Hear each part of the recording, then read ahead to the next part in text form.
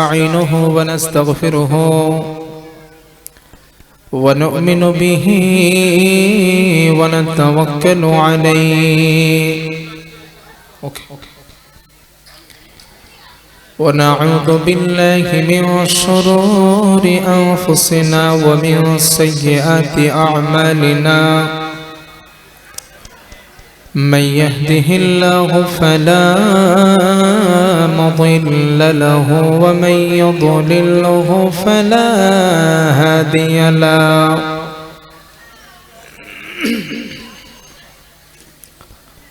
ونشهد أن سيدنا وسندنا وحبيبنا وطبيبنا وطبيب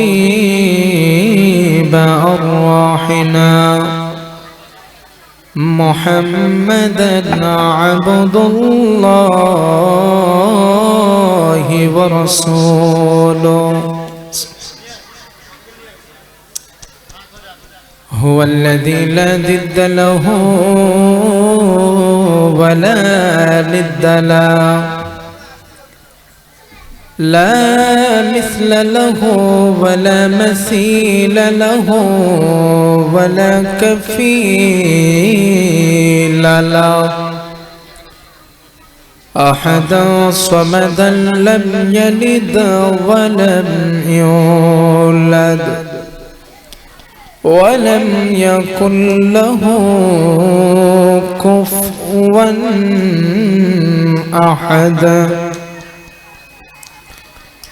عما بعد فقد قال الله تعالى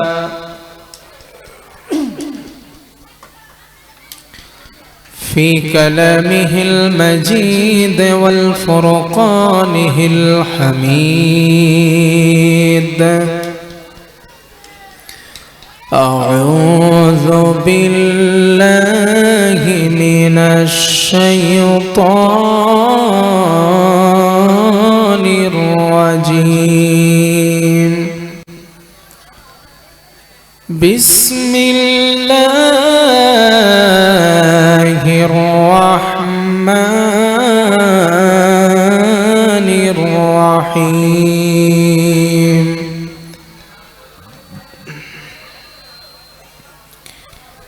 الذين يتلون كتاب الله وأقاموا الصلاة وأنفقوا مما رزقناهم سرا وعلانية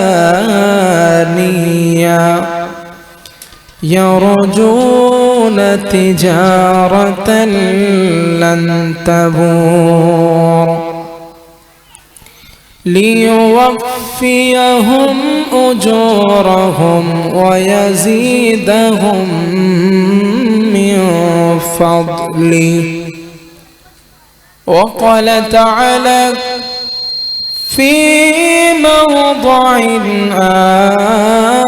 آخر أعوذ بالله من الشيطان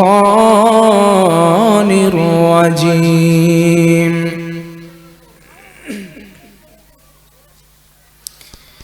إن هذا القرآن يهدي للتي هي أقوم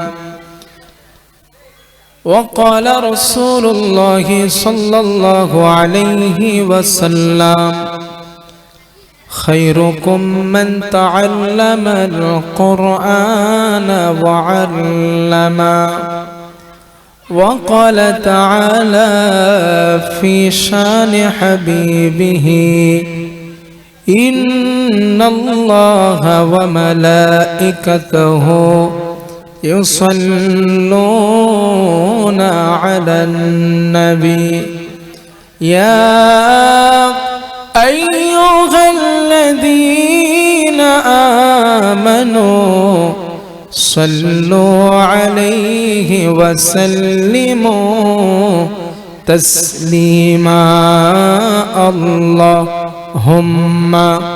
صل على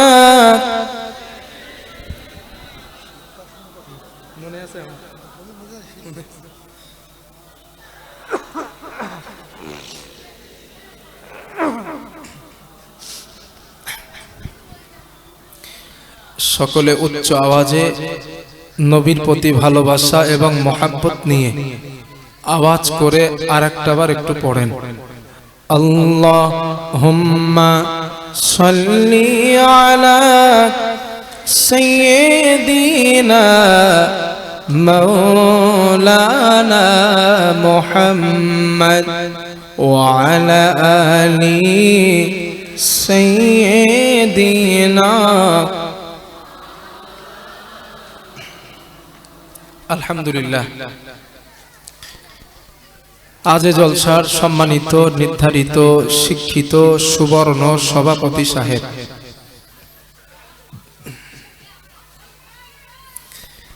সামনে বসে থাকা ইসলাম দরদি, কোরআন প্রেমিক, আল্লাহ তার রসুল প্রেমিক আমার আব্বাজান ও যুবক ভাইরা, পার্শ্বস্থ গ্রাম থেকে আগত সম্মানীয় অতিথি সকল, পর্দার আড়াল থেকে আমার কণ্ঠ শ্রবণকারিণী ধার্মিকা মমতাময়ী মা এবং বোনেরা, স্নেহভাজন ছোট ছোট বাচ্চারা, মক্তবের সকল ছাত্র এবং ছাত্রীবৃন্দ, মাগরিবের পর থেকে এত সময় পর্যন্ত আপনারা বিভিন্ন অনুষ্ঠানকে শেষ করেছেন। বিভিন্ন অনুষ্ঠান কমপ্লিট করে এখন আমি আপনাদের সামনে আমি আমার সময়, যে সময়ে দেওয়া কমিটিদের এস্টাবলিশ করা ওই সময় মতে আমি স্টেজে বসেছি। আল্লাহ আমাকে বসিয়েছেন, তিনি চান কিছু কথা আলোচনা করব। ওমা তৌফিক ইল্লা বিল্লাহ। রব্বি শরহ লি সদরি ওয়ায়াসসির লি আমরি ওয়াহলুল উকদাতাম মিন লিসানি ইয়াফকাহু কওলি। রব্বি জিদনি ইলমা রব্বি ইয়াসসির ওয়ালা তুআসসির ওয়া তামিম বিল খাইর। সুবহানাকা লা ইলমা লানা ইল্লা মা আল্লামতানা ইন্নাকা আনতাল আলিমুল হাকীম।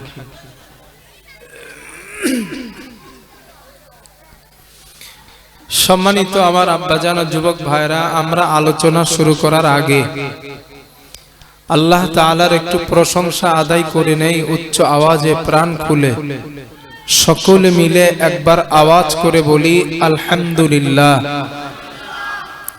আর একটাবার বলি আলহামদুলিল্লাহ। নবীর প্রতি একটু দরুদ পড়ি সাল্লাল্লাহু আলাইহি ওয়াসাল্লাম। গত বছর এই ময়দানে আমি কি সাবজেক্টের উপরে কথা বলেছিলাম, বক্তব্য দিয়েছিলাম, মনে আছে কারোর?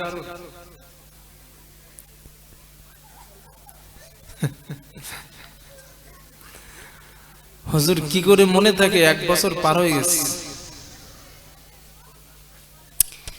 সমস্যা তো আমাদের ওই জায়গায় যে মনে থাকে না। যদি আপনারা বক্তার বক্তব্যকে মনে রাখতে পারতেন তো আমাদের থেকে বড় হুজুর হয়ে যেতেন। কারণ আজ 3টে বক্তার দাওয়াত, এখানে 3জন বক্তা 3টে সাবজেক্টের উপরে কথা বলবেন। ঠিক তো চাচাজি? 3টে সাবজেক্টে কথা বলবেন। এখন 3জনের সাবজেক্ট যদি আপনারা শুনে মনে রাখতেন, ওয়াজ শুনতেছেন কিছু না হলেও এই 20 বছর 25 বছর, তা 20-25 বছরে মানে আপনারা কিছু না হলেও 1 লাখের উপরে সাবজেক্টে কথা শুনে ফেলেছেন। যদি আপনারা মনে রাখতেন হিসাব অনুযায়ী আমাদের থেকে আপনারা বড় আলেম হয়ে যেতেন। দুঃখ একটা, সেটা মনে থাকে না। এই 1 বছরের কথা মনে নাই, সাবজেক্টের মধ্যে কি এটা ছেড়ে দিলাম, কি বিষয় কথা বলেছিলাম অতটুকু মনে নাই। আমি ভুলি নাই, মনে আছে। আমি বছরে 450-500 মতো মাহফিল করি সারা বছরে। তো 450-500 মাহফিল মানে 450-500 জায়গায় আমি যাই। কিন্তু আপনাদের কাছে গত বছর এসেছিলাম, এই ময়দানে কি কথা বলেছিলাম তাও আমার স্মৃতিতে আছে এখনো। কিয়ামতের আলামত বলেছিলাম। মনে পড়ে আপনাদের? কিয়ামত হবার আগে যে আলামতগুলো ঘটবে সেইগুলা এই ময়দানে বসে বলেছিলাম আমি। এবছর আপনাদের কাছে আমি শিক্ষা সম্পর্কে বলতে যাচ্ছি। কেন এই মক্তবের বাচ্চাগুলারে দেখছি আমি, আর আমাকে এই আলোচনাও বেঁধে দেওয়া হয়েছে শিক্ষার উপরে কথা বলা। এই বাচ্চাগুলোরা ঘরে দেখেছি সব মক্তবের বাচ্চা, কোরআন ধরেছে অনেক ছেলে এবং মেয়ে। বিরাট ভালো লেগেছে আমার, বিশাল ভালো লেগেছে, কারণ আমি মক্তব গড়ার ব্যাপারে জিহাদ করেছি, মুখের জিহাদ। আমি এমন ভাবে কথা বলি, একটা হাফিজি মাদ্রাসার যত প্রয়োজনীয়তা আছে সমাজে, এর থেকে 1000 গুণ বেশি একটা মক্তবের প্রয়োজন সমাজে আছে। কেন আছে ব্যাখ্যা দিয়ে বুঝিয়ে দিচ্ছি আমি ইনশাআল্লাহ। আমি মুখের জিহাদ করেছি এই মক্তব নিয়ে। আমার উদ্দেশ্য, আমার টার্গেট প্রত্যেক গ্রামে গ্রামে, পাড়ায় পাড়ায় যেন একটা মক্তব গড়ে ওঠে। এই যে বাচ্চাগুলা, মেয়ে ছেলেগুলা, ছোট ছোট মানুষদের দেখলেন, ভাল লাগলো না ভাইয়া দেখতে? কেমন লাগছে বলেন তো? ছেলেগুলা কোরআন ধরেছে, এদের সিনায় আল্লাহর কোরআন চলে গেছে। তো আজ আমার মূল আলোচ্য বিষয় হলো কোরআন তেলাওয়াতের গুরুত্ব এবং কোরআন পড়ার ফজিলত। খুব মন দিয়ে আজকের আলোচনাটা শোনেন। আমার 12:30 পর্যন্ত টাইম দেওয়া আছে। আজকের আমার একটা সমস্যা হয়ে গেছে। সমস্যাটা হলো, আমার রাত্রে 2টোর বেশি মাহফিল করি না, খুব বেশি হলে 2টো। এখন গত বছরে নাকি একটা মাহফিল রোজার মাসে নবী দিবসের সময় ওই মিনাকা এক মাদ্রাসা আছে, ওখানে আমি গিয়েছিলাম নবী দিবসে, মনে আছে আমার। ওনারা ওই দিন আমারে বলছিল, হুজুর ফাল্গুন মাসের 8 তারিখে আপনার দাওয়াত। আমার তো ঘোড়ার ডিম লিখতে আর মনে নেই ডায়েরিতে। বলেছিল সে, আমার মনে ছিল না, ভুলে গিয়েছিলাম। আজকে সকালবেলা ফোন করে বলছে, হুজুর আপনার মনে আছে তো হুজুর 11টা থেকে 1টা আপনার টাইম। আমি বলছি কই, আমার মাহফিল তো প্রথম নলকড়া, তারপর আপনাদের এখানে। আমি বলছি বাদুড়িয়া আর নলকড়া আমার জলসা, আমার তো মিনাখাই জলসা না। বলছে না হুজুর, আমরা দাওয়াত করেছিলাম নবী দিবসে। তখন আমার মনে পড়েছে, হ্যাঁ সত্যি তো দাওয়াত করেছিল। এখন আমি ওনাদেরকে বললাম, ভাই আমি তো এই সমস্যায়, আপনাদের দাওয়াত আমার লিখতে মনে ছিল না, কারণ আমি মানুষ, আমার ভুল হতেই পারে। তো ওনারাও বলছে ঠিক, সমস্যা নেই। তো আমাদের মাহফিল সারা রাত, আপনি 1টা থেকে 3টে ওঠেন, 3টে থেকে 5টা পুরপুরার কোন ভাই সাহেব আছেন, ওনাকে দিয়ে ওনারা করাবেন। তো বাংলাদেশের বক্তা আমার পরে ছিল, তার কথা বলে তানার সঙ্গে বললেন যে এক কাজ করেন, আমাদের একটা মিস্টেক হয়ে গেছে, আপনি আমার জায়গায় নেন আর আপনার জায়গায় হুজুরে দেন। তো এই করে আপাতত সমস্যাটা মিটিয়েছি। 3টে মাহফিল করা আমার শরীরের জন্য অনেক কষ্ট, কণ্ঠের জন্য কষ্ট, ব্রেনের জন্য কষ্ট। কিন্তু জবান দিয়ে ফেলেছিলাম, মনে ছিল না, এটা আমার ভুল, উপায় নাই, জবান রক্ষার্থে এখন যেতে হবে সেখানে আমার। তো আমি ভাইয়াদেরকে বলেছি যে ভাইয়ার সঙ্গে আমার কথা হতো। নাম কি আপনার ছেলের? মুর্শিদুল ভাই। তো মুর্শিদুল ভাইকে বলেছি ঘটনাটা, তাই বললাম ঠিক আছে, আমার যা জবান আপনাদের 12:30টা, আমি আগে ছাড়বো না, ও চিন্তা করেন না। তবে ওদেরকে বলেছি যদি 2-10 মিনিট দেরি হয় একটু ম্যানেজ করবেন, আমি আসবো ইনশাল্লাহ। তো যাই হোক, যত সময় আমি আপনাদের কাছে আছি, আমি যে কটা কথা আল্লাহ জবান থেকে বার করছেন একটু মন দিয়ে শোনেন। নাম্বার 1, কোরআন শেখার ফজিলত। আজ আপনারা বিষয়গুলো হাতে গুনে নেন। পৃথিবীতে মুসলিম যেখানে নির্যাতন সেখানে, মুসলিম যেখানে অত্যাচার সেখানে, মুসলিম যেখানে এক্সট্রিমার অত্যাচারের এক্সট্রিমার রুল চলছে সেখানে, মুসলিম যেখানে পদদলিত সেখানে। কারণটা কি? কারণটা কি? আল্লাহ তো কোরআনে বলেছেন, কুনতুম খায়রা উম্মাতিন উখরিজাত লিন-নাস। ও মুসলিম কমিউনিটি, তোমরা হলে জাতি খয়রে উমাম, তোমরা জাতি সমূহের শ্রেষ্ঠ। তো আল্লাহ আমাদের জাতি সমূহের শ্রেষ্ঠ বলার পরেও আমরা বর্তমানে ঘৃণিত জাতিতে পরিণত হয়েছি। কারণটা কি? কারণ অন্য কিছু নয়, অনেকগুলা কারণের মধ্যে প্রধানতম যেই কারণ, সেটা হলো ধর্মীয় শিক্ষার অভাব। ঠিক বলছি না ভুল বলছি? ধর্মীয় শিক্ষার অভাব। আজকের আপনার গ্রামে যেই ছেলেটা মস্তানি করে,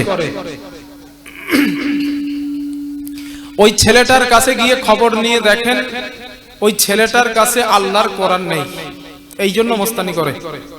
যেই ছেলেটা রাস্তায় দাঁড়িয়ে ওপেন মদ খায়, বেশটা একটু কমিয়ে দেন, এই গেনটা কমিয়ে দেন, গেন।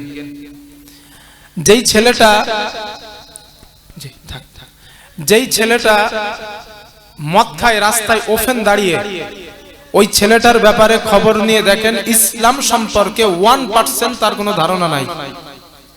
যেই ছেলেটা নারীদের সঙ্গে খারাপ সম্পর্কে জড়িয়ে আছে, নারীদের সঙ্গে খারাপ দৃষ্টিতে জড়ানো, ওই ছেলেটার ব্যাপারেও খবর নিয়ে দেখেন ইসলাম সম্পর্কে 1% তার ধারণা নাই।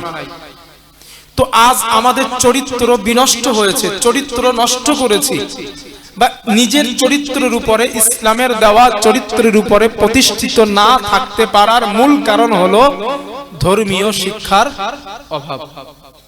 এর কারণে আমরা আজ ঠিক থাকতে পারছি না।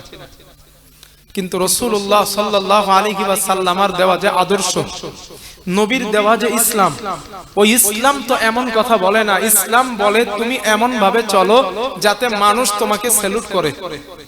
তোমার চরিত্র এমন হওয়া উচিত যাতে মানুষ তোমাকে স্যালুট দেয়। কিন্তু আজ মানুষ আমাকে দেখলে থুতু দেয়, কারণ কি? ইসলাম নিয়ে মানুষ ব্যঙ্গ করে, কারণ কি? ইসলাম নিয়ে মানুষ কটু কথা বলে, কারণ কি? কারণ একটাই, ইসলাম নবীর দেওয়া একটা, আমরা পালন করি আরেকটা। আপনারা ঠিক বললেও ঠিক, না বললেও ঠিক। এই সবে বরাত আসতে, রুটি টুটি জন্মের বেলান বেলাবে না, এগুলো কুসংস্কার। কই পেয়েছেন? গোশরুটি তো এগুলো বাদ দেন। ইবাদতের রাত, এইটা ইবাদতের রাত। ইবাদতের রাতটারে আপনারা রুটি বেলায় বেলায় শেষ করতেছেন না, এইগুলো বাদ দেন, কুসংস্কার বাদ দেন। আল্লাহ বিবেক দিয়েছেন, আল্লাহ হিকমত দিয়েছেন, আল্লাহ ভালো মন্দ বোঝার শক্তি দিয়েছেন, ওইগুলারে কাজে লাগান। আবেগে ইসলাম চলে না, ইসলাম চলে বিবেকে। আবেগে ইসলাম চলে না ভাই। কেন ফকির মিসকিনকে রুটি গোশত দান করার আর অন্যদিন পাইলেন না? ওই রাতটাই পাইলেন। পরের দিনও তো দিতে পারেন, আগের দিনও তো দিতে পারেন, ওই রাত্রে কেন দিতে হবে? এইগুলো চেঞ্জ করেন। নবীর দেওয়া ইসলাম ইসলামের জায়গায় রাখেন, আল্লাহর দেওয়া ইসলাম ইসলামের জায়গায় রাখেন। মানুষের মন মস্তিষ্ক পশু তো চলেন না। তো আজ আমাদের অবস্থা এই কেন? আমাদের অবস্থা এইগুলো হওয়ার পিছনের মূল কারণ হলো ধর্মীয় শিক্ষার অভাব। প্রিয় চাচাজিরা, আমি যেই হাদিসগুলো আপনাদের সামনে বলতে চাচ্ছি, খুব মন দিয়ে আমার বর্ণনা করা, আমি যেই হাদিসগুলো বলছি এই হাদিসগুলো একটু মন দিয়ে শোনেন। আজ এই বাচ্চাগুলোর দেখে বিশ্বাস করেন আমার বিশাল ভালো লেগেছে, খুব খুশি হয়েছি আমি। কেন খুশি হয়েছি? ছোট ছোট মানুষগুলা কোরআন ধরেছে, ওরা কোরআন পড়বে। ওর বাপ মরে গেছে, বাপের সামনে মাদ্রাসার ছেলেদের দাওয়াত করে আনা লাগবে না। নিজের বাবার জানাজা নামাজ নিজে পড়াইতে পারবে। নিজের বাবার মরা লাশের পাশে, নিজের বাবার পাশে বসে নিজের সন্তান কোরআন পড়বে। আর আপনারা বলেন, আমি বাকি বিল্লাহ দোয়া করব, আমার দোয়া আল্লাহর কাছে বেশি কবুল হবে না আমার ছেলে আমার জন্য দোয়া করলে ওইটা বেশি কবুল হবে? সন্তান তো, আমার সন্তান কোরআন পড়তে পারে না, হাদিস পড়তে পারে না, ইসলাম সম্পর্কে 1% কিচ্ছু জানে না, তো আমার ছেলে তো তখন হুজুরদের কি দাওয়াত করবে? হুজুর আমার বাপ মরে গেছে, একটু জিয়ারত করে দেন।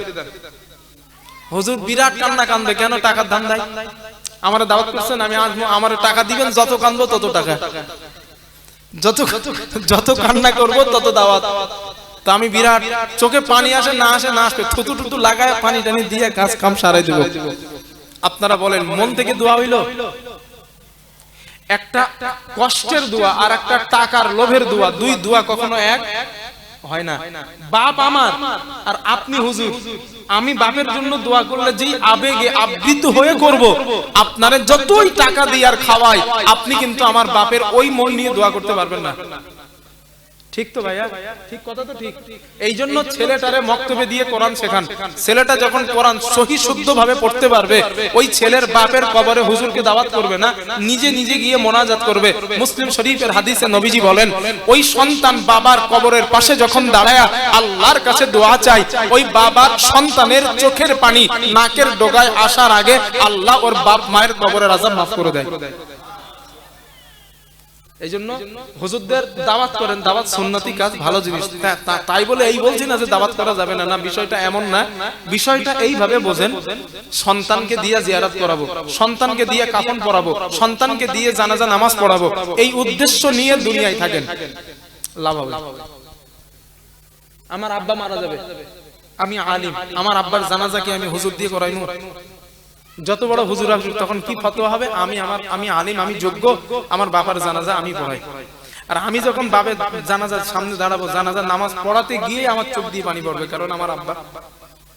তো আপনার ছেলের সামনে যখন আপনার লাশটা থাকবে তখন আর হুজুরের কান্না করা লাগবে না, আপনার ছেলের চোখ দিয়ে অটোমেটিক পানি বার হবে, আমার আব্বা। এখন নিজের সন্তানের চোখ দিয়ে পানি বার হবা এইটা উত্তম, না একজন হুজুরের চোখ দিয়ে পানি বার হবা ওইটা উত্তম? বিবেকের কাছে ছেড়ে দিচ্ছে আপনাদের। আল্লাহ কথাগুলো বোঝার তৌফিক দেন, বলেন আমিন। যদি বাচ্চারে মক্তবে পাঠান, ফজিলত নাম্বার 1, বাচ্চাকে মক্তবে দেওয়ার ফজিলত নাম্বার 1। আল্লাহ রাব্বুল আলামিন বলেন, الذين يتلون كتاب الله وأقاموا الصلاة وأنفقوا مما رزقناهم سرا وعلانية يرجون تجارة لن تبور ليوفيهم أجورهم ويزيدهم من فضله। জোরে বলেন আল্লাহু আকবার। আল্লাহ রাব্বুল আলামিন বলেন, গোলাম, যেই বান্দা, যেই ইমানদার মুসলমান দুনিয়ার জমিনে কোরআন তেলাওয়াত করলো, নামাজ আদায় করলো, আমি আল্লাহ তাকে যে অর্থ সম্পদ দান করলাম, ওই অর্থ এবং সম্পদ আমি আল্লাহ রাস্তায় গোপনে এবং প্রকাশ্যে দান করলো। আল্লাহ বলেন, ওরা এমন একটা ব্যবসার আশা করলো যেই ব্যবসায় কখনো লস হয় না, লাভ আর লাভ। আমরা জানি দুনিয়ার জমিনে ব্যবসা করতে গেলে লাভ হয়, লসও, কথা বলেন, হয়। একটা ব্যবসায় লাভ লস হয় না, শুধু লাভ হয়। কিসের ব্যবসা বলেন? সুদের। সুদের ব্যবসা। এখনকার মানুষ তো সুদ খায় না, বলে হুজুর আমি ইন্টারেস্ট খাই, মনে করে আল্লাহ ইংরেজি বোঝে না।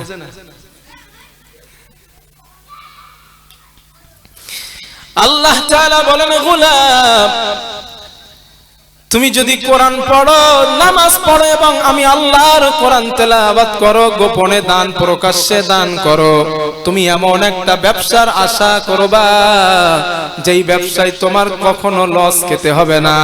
আল্লাহ বলেন, ওটা কেমন ব্যবসা? লিওয়াফিয়াহুম উজুরাহুম ওয়া ইয়াজিদাহুম মিন ফাদলি। আল্লাহ বলেন, কোরআন পড়ার কারণে, নামাজ পড়ার কারণে, গোপনে প্রকাশ্যে আমি আল্লাহ রাস্তায় দান করার কারণে আল্লাহ বলেন, আমি প্রতিনিয়ত তোমার প্রতি করুণা, দয়া, রহমত নাজিল করে দেই। জোরে জোরে বলেন সুবহানাল্লাহ, লিল্লাহি তাকবীর। আজ আপনার ছেলেটা মক্তবে কোরআন পড়তে গেছে, ওই ছেলেটার উপরে রহমত নাজিল করবেন কে? জোরে বলে, দয়া করবেন কে? করুণা করবেন কে? কথাটা আমার না, আল্লাহর। তো আপনার সন্তানের প্রতি যদি দয়া আল্লাহ করেন, করুণা যদি করেন, রহমত আল্লাহ যদি দেন, খুশি হবে আমরাও, ঠিক তো? তাহলে রহমত পাইতে চান, কোরআন পড়েন। ছেলের উপরে রহমত দিতে চান, কোরআনে ভর্তি করেন, মক্তবে দেন।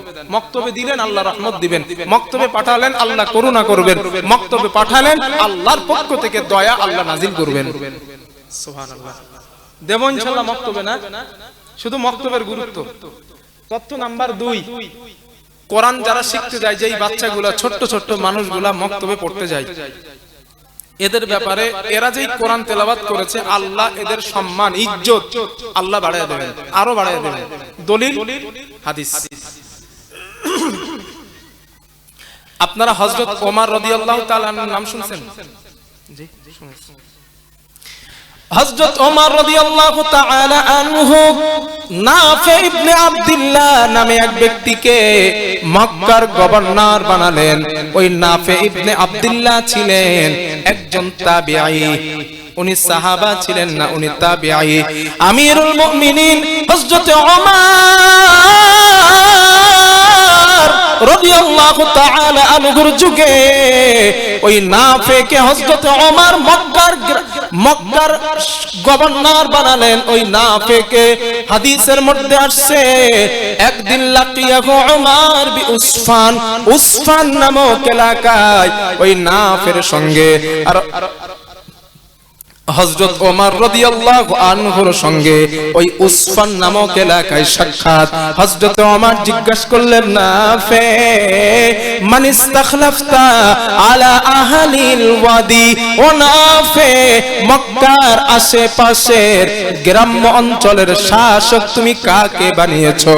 হযরত ওমর জবাব দিলেন, আমিরুল মুমিনিন ইবনা আবজা, ইবনা আবজাকে মক্কার আশেপাশের গ্রাম্য অঞ্চলের শাসক বানালাম। হযরত ওমর রাদিয়াল্লাহু তাআলা আনহু বলেন, নাফে মান ইবনু আবজা, আমি ইবনু আবজাকে চিনি না, আমি তার পরিচয় জানি না, তুমি তার পরিচয় সম্পর্কে আমাকে একটু শোনাও। হযরত নাফে বলেন, আমিরুল মুমিনিন হুয়া রাজুলুম মিম্মা ওয়ালিনা, সে হলো আমাদের একজন মুক্তকৃত গোলাম, সে ছিল আমাদের ঘরের গোলাম, আমরা তাকে আজাদ করে দিয়েছি। আজাদ করে দেওয়ার পর আমরা তাকে শাসক বানাতে বাধ্য হলাম। এই কথাটা শোনার পর হযরত ওমর রেগে গেলেন। কি করছো তোমরা এটা? শাসক বানানোর জন্য ভালো মানুষ পাও নাই, গোলামরা শাসক বানাইছো। আপনাদের গ্রামে যদি কোন মুচির ছেলে, কোন মদখোর ভোটে দাঁড়ায়, আপনাদের জ্ঞান থাকতে ওরে ভোট দিবেন? সে জোরপূর্বক সেটা আলাদা জিনিস, কিন্তু ইচ্ছাকৃত কোন মদখোরকে ভোট দিবেন? চাচাজি, আমি বাকিগুলা দিব না, কারণ আমি তারে ভোট দিব যে ভালো মানুষ, সৎ মানুষ, জ্ঞানী মানুষ, ওরই ভোট দিব। হযরত ওমর রাদিয়াল্লাহু আনহু রেগে গেলেন যখন শুনলেন ওই যারা শাসক বানাইছি ও একটা গোলাম। কি করছো তোমরা এটা? গোলামরা শাসক বানাইছো, ভালো মানুষ পাও নাই, জ্ঞানী বুদ্ধিমান মানুষ খুঁজে পাও নাই, গোলামরা শাসক বানাইছো।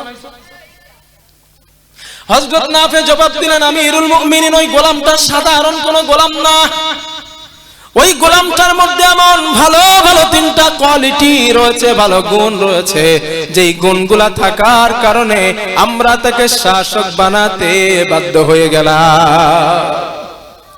হযরত ওমর বলে, আমার একটু বলো দেখি শুনি কি গুণ।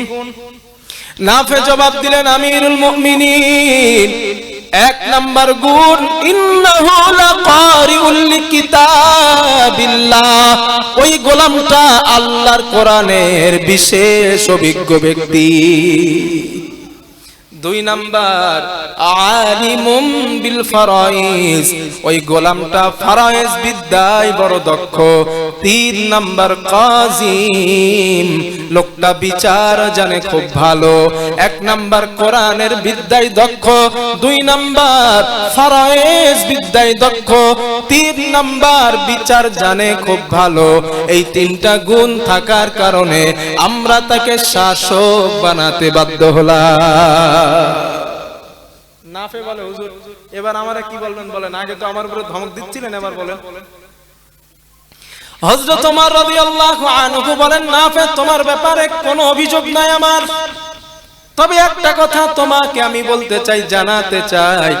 আমরা নবীজি সাল্লাল্লাহু আলাইহি ওয়াসাল্লামকে বলতে শুনেছি, ইন্না নবিয়াকুম সাল্লাল্লাহু আলাইহি ওয়াসাল্লামা ক্বাল, আল্লাহর নবীকে বলতে শুনেছি, আল্লাহর নবী বলেন, ইন্নাল্লাহা ইয়ারফাউ বিহাযাল কিতাবি আকওয়ামান ওয়া ইয়াদউ বিহি আখারিন। আমরা রাসূলুল্লাহ সাল্লাল্লাহু আলাইহি ওয়াসাল্লামকে বলতে শুনেছি, আল্লাহর নবী বলতেন, এই কোরআনের মাধ্যমে আল্লাহ কারো সম্মান বাড়িয়ে দেন, আবার এই কোরআনের মাধ্যমে আল্লাহ কারো সম্মান কমিয়ে দেন। যে কোরআন পড়ে আল্লাহ তারে জিরো থেকে হিরো বানায়, কথাটা আমার না নবীজির। একটু কথা বলেন। নবীজি বলেছেন এই কোরআনের মাধ্যমে আল্লাহ কারো সম্মানিত করেন, আবার কারো অসম্মানিত করে। এই বাচ্চাগুলা কোরআন পড়েছে মানে আল্লাহ এদের সম্মান দেবেন, সম্মানিত আল্লাহ করবেন। এটা আমার কথা না, নবীজি কোরআনে হাদিসে বলেছেন। তাহলে বাচ্চাগুলোরা মক্তবে পাঠান, আল্লাহ ওদের ইজ্জত বাড়ায় দেবেন, ওদের সম্মান বাড়িয়ে দেবেন। আপনার যে ছোট ছোট মেয়েগুলো কোরআন শিক্ষা দেন, ওদের কোরআন যদি শিক্ষা দিতে পারেন না, দেখবেন আল্লাহ তাআলা এদের প্রতি রহমত করবেন, করুণা করবেন। আর রাসূলের কথা বিশ্বাস করলে কাজ হবে, ইনশাআল্লাহ কাজ হবে। কোরআন তেলাওয়াতের ফজিলত নাম্বার 3, খুব মন দিয়ে শুনেন। আব্বাজান যাদের দাড়ি পেকে গেছে, সম্ভব হলে আপনারাও একটু মক্তবে যান, যদি যান লাভ কি হবে শোনেন।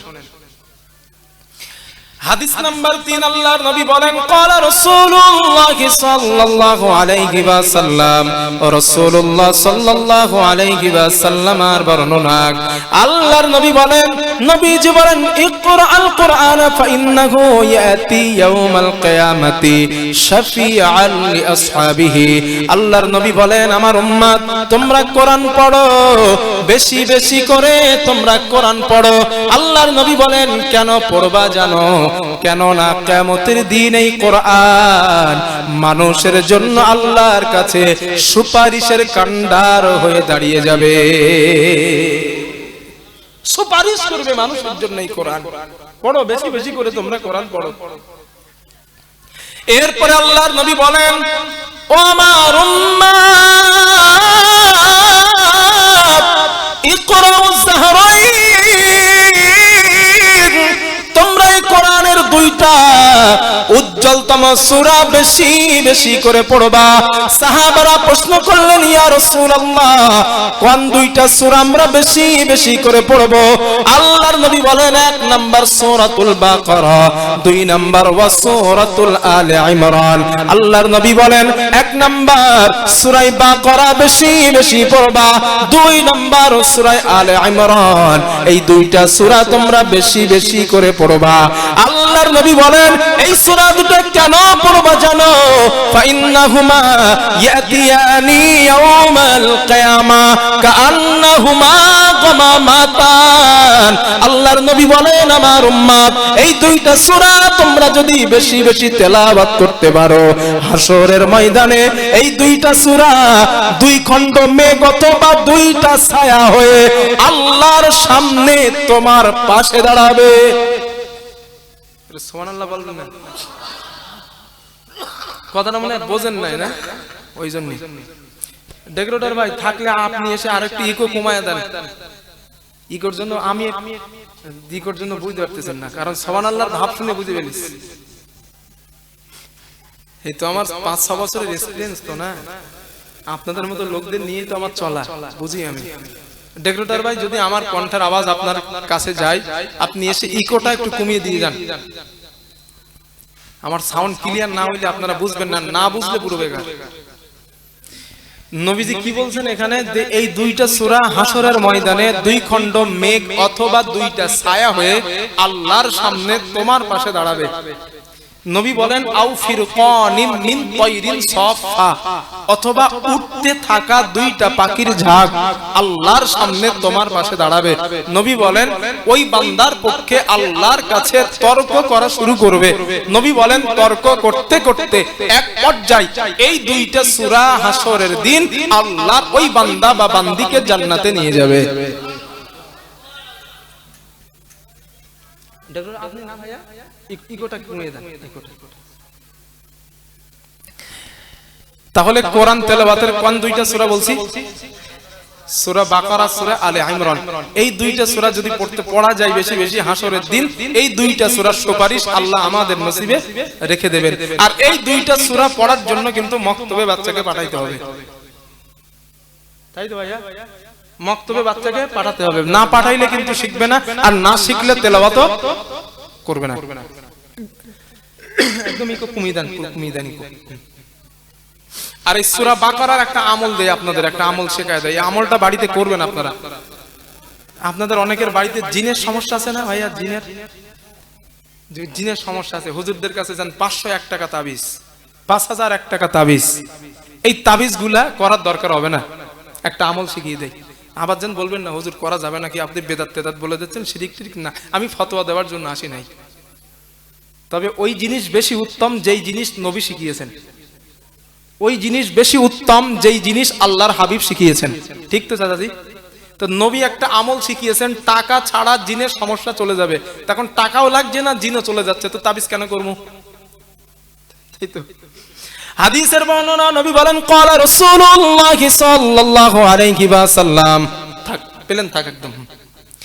আল্লাহর নবী বলেন ক্বালা রাসূলুল্লাহ সাল্লাল্লাহু আলাইহি ওয়াসাল্লাম, রাসূলুল্লাহ সাল্লাল্লাহু আলাইহি ওয়াসাল্লামের বর্ণনা, আল্লাহর নবী বলেন লা তাজআলু বুয়ুতাকুম মাকাবির, আল্লাহর নবী বলেন আমার উম্মত তোমরা তোমাদের ঘরটাকে, তোমাদের বাড়িটাকে কবর বানাবা না।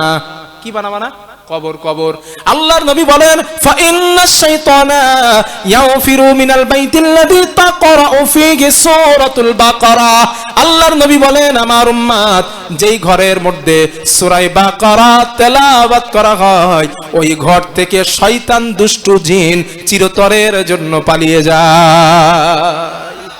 নবীর শেখানো আমল করেন, টাকা লাগবে না। বুঝতে পারছেন না? টাকা লাগবে না, নবী সেখানে আমল করেন, বাড়ি সূরা বাকারা একটু কষ্ট করে পড়েন, আপনার বাড়ি দুষ্ট জিন আসবে না ইনশাআল্লাহ। নবী বলছেন ফাইন্নাশ শাইতানা লা ইয়াফিরু মিনাল বাইতিল্লাযী তাকরাউ ফীহি সূরাতুল বাকারা, যেই ঘরে সূরা বাকারা পড়া হয় ওই ঘরে দুষ্ট জিন শয়তান প্রবেশ করতে পারে না। তো না আসলে আপনার ছেলেরা ধরবে কেমনে? এই জন্য তেলাওয়াত করেন, বাড়িতে পড়েন। আর এই সূরা বাকারা যদি পড়তে যান তাহলে আপনার বাচ্চাটারে কোরআন শেখাইতে হবে, নিজেরও শিখতে হবে। আল্লাহ কথাগুলো বোঝার তৌফিক দেন, বলেন আমিন। হাদিস নাম্বার 5, হাদিসটা একটু মজার, একটু মন দিয়ে শোনেন, একটা হাসির একটা মজার হাদিস। আমরা যেভাবে বসে আছি এইভাবে রাসূলুল্লাহ সাল্লাল্লাহু আলাইহি ওয়াসাল্লাম বসা, সাহাবারাও বসা। এই স্টেজ টেস্টেজ ছিল না আর কি, একটা এক্সাম্পল, সামনাসামনি পাশাপাশি বসা। তো একজন মহিলা ওই দিক থেকে নবীর কাছে আসছে, আসার পরে আল্লাহর হাবিবকে বললেন আহবাবতু লাকা নাফসি ইয়া রাসূলুল্লাহ। খুব মন দিয়ে শোনেন হাদিসটা। আহবাবতু লাকা নাফসি ইয়া রাসূলুল্লাহ, ও আল্লাহর নবী আমি নিজেকে আপনার কাছে হিবা করে দিতে চাই, মানে আমি আপনারে বিয়ে করতে চাই। এখন আপনারা আমাকে একটু বলেন, এতটা ভরা মাহফিলে যদি আমাদের এইখানে কোনো মেয়ে এসে কাউকে বিয়ের প্রস্তাব দেয়, তার কি লজ্জা করবে না? স্বাভাবিক। হাদিসে এটাই আছে, নবীজি লজ্জা পেলেন এবং মাথাটা নিচু করে নিলেন, এত লজ্জা পাইছে। ওই মাহফিলের মধ্যে বসেছিলেন একজন গরিব সাহাবা, খুব গরিব, টাকা পয়সার কারণে তার বিয়ে হয় না। ও চিন্তা করছে সুযোগ একটা পাইছে, এ সুযোগ হাতছাড়া করা যাবে না।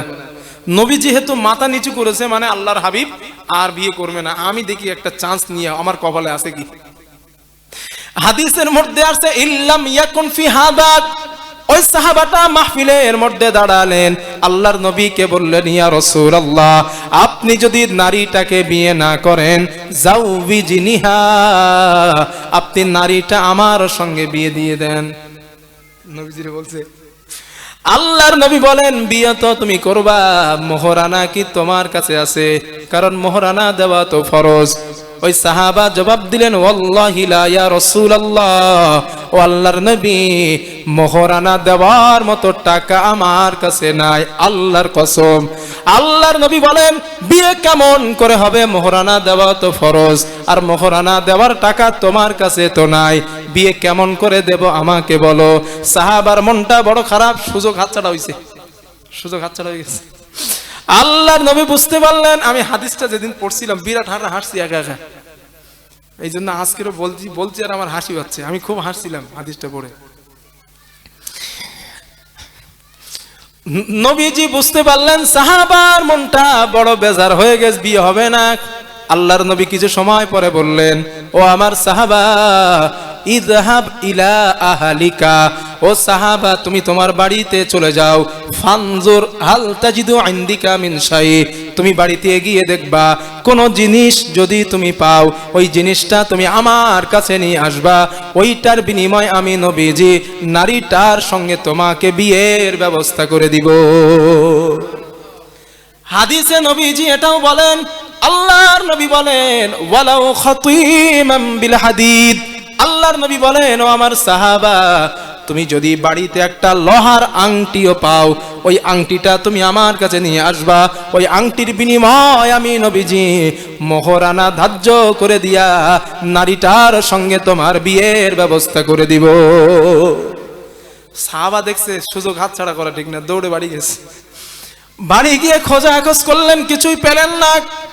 আল্লাহর নবীর কাছে আসলেন, ইয়া রাসূলুল্লাহ, হুজুর আমার গায়ে যেই জামাটা আপনি দেখছেন, এই জামাটা ছাড়া আমার দেওয়ার মতো আর কোনো সম্পদ নাই। আল্লাহর নবী বলেন, সাহাবা, জামা দিলে তো তোমার শরীরে কি থাকবে, সুতরাং বিয়ে হবে না, তুমি চলে যাও। সাহাবাটা চলে যাচ্ছেন।